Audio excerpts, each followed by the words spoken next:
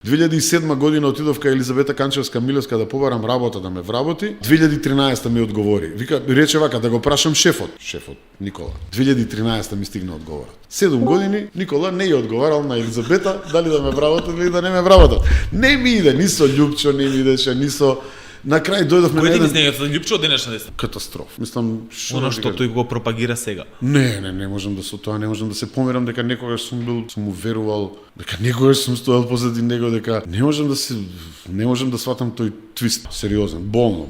Тоа е патологија веќе, но добро тоа е. Мислам како за Никола стигнавме до таму да на еден протест за него, на кој што присуствуваше и он пред судом, дека вика, знаеш што вика, Тони мене цело време ми кажува дека ти си мој непријател. И вика, добро, а некој од тие што ти кажувале има ли тука на протест? Нема. Добро.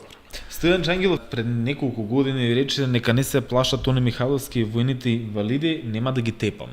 Стојанче самиот е клован, мислам, нека ми прости на муавето, фали шут, политички шут, таков твист, као неговиот, ролер костер. Нема, не постои. Ја му станав непријател и баш ми е драго што сум му непријател. Тие што му ги одзема органите и што го осакатиле му се пријатели и баш ми е драго што му се тие пријатели. Тоа е, он има стигнато до ниво на монах во политиката. Кој што Стојанче директор да биде?